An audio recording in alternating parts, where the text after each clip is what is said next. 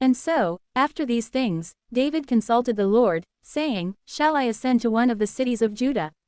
And the Lord said to him, Ascend. And David said, To where shall I ascend? And he responded to him, To Hebron. Therefore, David ascended with his 2 wives, Ahinoam, the Jezreelite, and Abigail, the wife of Nabal of Carmel. And as for the men who were with him, David led forth each man with his household. And they stayed in the towns of Hebron. And the men of Judah went and anointed David there, so that he would reign over the house of Judah. And it was reported to David that the men of Jabesh-Gilead had buried Saul.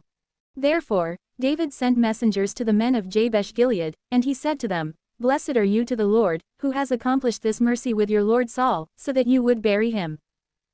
And now, certainly, the Lord will repay to you mercy and truth. But I also will act with favor, because you have accomplished this word. Let your hands be strengthened, and be sons of fortitude. For even though your lord Saul has died, still the house of Judah has anointed me as king over them. Then Abner, the son of Ner, the leader of the army of Saul, took Ishbosheth, the son of Saul, and he led him around, throughout the camp. And he appointed him as king over Gilead, and over Geshuri, and over Jezreel, and over Ephraim, and over Benjamin, and over all of Israel. Ishbosheth, the son of Saul, was 40 years old when he had begun to rule over Israel. And he reigned for 2 years. For only the house of Judah followed David. And the number of the days, during which David was staying and ruling in Hebron over the house of Judah, was 7 years and 6 months.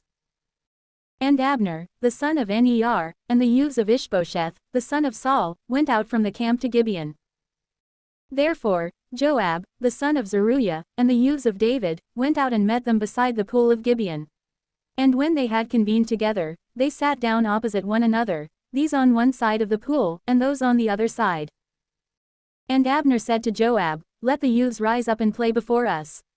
And Joab answered, Let them rise up.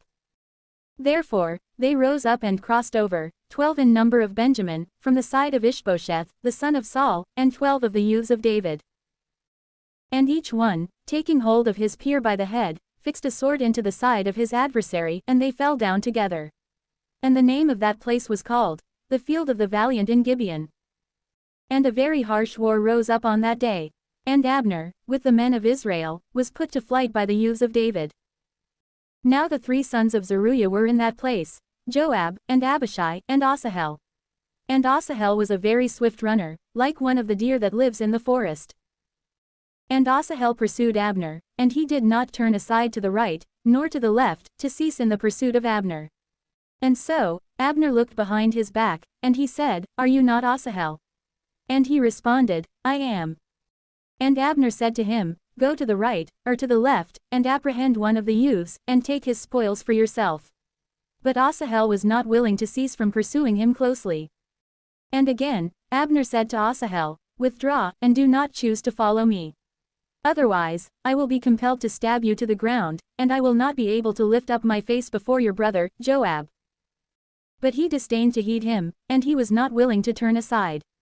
Therefore, turning, Abner struck him with his spear in the groin, and he pierced him through, and he died in the same place. And all those who would pass by the place, in which Asahel had fallen and died, would stand still.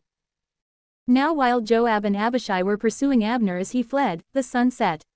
And they went as far as the hill of the aqueduct, which is opposite the valley on the way of the desert in Gibeon. And the sons of Benjamin gathered themselves to Abner. And being joined in one battle line, they stood at the summit of a hill. And Abner cried out to Joab, and he said, Will your sword rage unto utter destruction? Are you ignorant that it is perilous to act in desperation? How long will you not tell the people to cease from the pursuit of their brothers? And Joab said, As the Lord lives, if you had spoken in the morning, the people would have withdrawn from pursuing their brothers. Therefore, Joab sounded the trumpet, and the entire army stood still, and they did not pursue after Israel any more, and they did not engage in conflict. Then Abner and his men went away, all that night, through the plains. And they crossed the Jordan, and having roamed throughout all of Beth-horon, they arrived in the camp. But Joab, returning after he had released Abner, gathered together all the people. And of David's youths, they were missing 19 men, aside from Asahel. But of Benjamin and of the men who were with Abner, the servants of David had struck 360, who also died. And they took Asahel, and they buried him in the sepulchre of his father at Bethlehem. And Joab, and the men who were with him, walked throughout the night, and they arrived in Hebron at the very break of day.